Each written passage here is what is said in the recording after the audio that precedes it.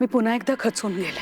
मी कशी तरी धडपडत रडत खडत स्वतःच्या पायावर उभी राहिले, कामं शोधली, वेगवेगळ्या नोकऱ्या केल्या, पैसे कमवायला लागले, भावंडांची शिक्षणं सुद्धा केली, त्यांची लग्न लावून दिली आणि त्यानंतर कुठेतरी मी श्वास घेऊ शकले. मग माझ्या आयुष्यात ना एक भला माणूस आला.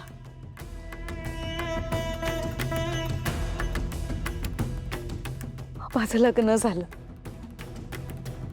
या माणसाशी. सगळी जबाबदारी आम्ही दोघांनी नंतर आमच्या खांद्यावर पेलली. आई, मला कल्पना नव्हती की तुझ्या आयुष्यात तू एवढं सहन केलं असशील. सॉरी. तुला कल्पनाच करता येणार नाही मी काय काय सहन केलंय ते. आम्हाला तिच्या रंगाचा काही प्रॉब्लेम नव्हता, तिला होता. तिला गोरी माणसं नाही आवडायची, सुंदर लोक नाही आवडायचे. तिच्या वागण्या बोलण्यावरून पावलोपावली कळायचं ना आम्हाला. माझी आई सुंदर होती, त्याचा तिला प्रॉब्लेम होता. का कोणास ठाऊक, पण कुठेतरी ना त्या बाईच्या वागण्याचा, आम्हाला त्रास देण्याचा आणि तिच्या रंगाचा मी ना मेल घालत गेले. माझ्या डोक्यात ते समीकरण अगदी पक्क बसलं. मला असं वाटायचं तो रंग म्हणजे वाईट, त्या रंगाची सगळी माणसं वाईट. आणि तेव्हापासून मला त्या रंगाची माणसं दिसली ना की मला त्रास होतो रे. माझ्या डोक्यात तिडीक जाते, मी नाही सहन करू शकत. मला असं वाटतं सगळी अशी माणसं माझ्याशी वाईट वागणार. मी नाही विश्वास ठेवू शकत त्यांच्यावर. म्हणजे हे बरोबर नाहीये मला कळतंय, पण त्या बालमनावर काहीतरी परिणाम झाला असेल ना रे.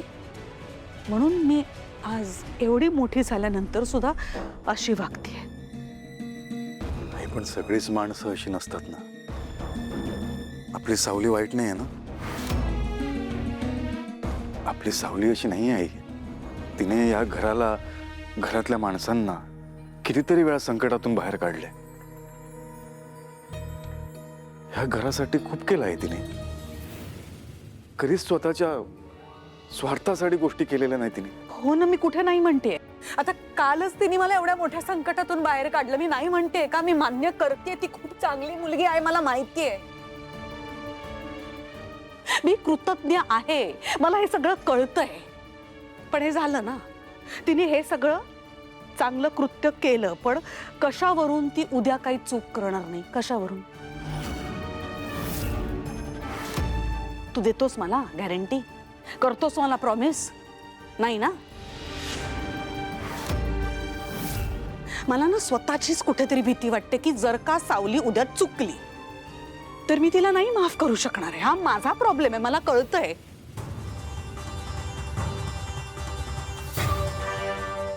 मी काय वाईट नाहीये, पण आहे ना आता माझा असा प्रॉब्लेम. तर मी आता काय करू शकते? मी नाही बदलू शकत आहे स्वतःला.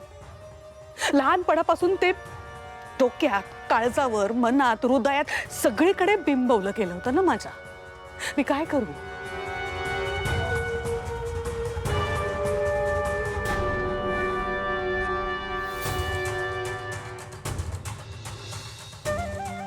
या रंगाच्या सगळ्या गोष्टी माझ्या घरातून बाहेर फेकून द्यायच्या, हे शेवटचं सांगते मी तुला.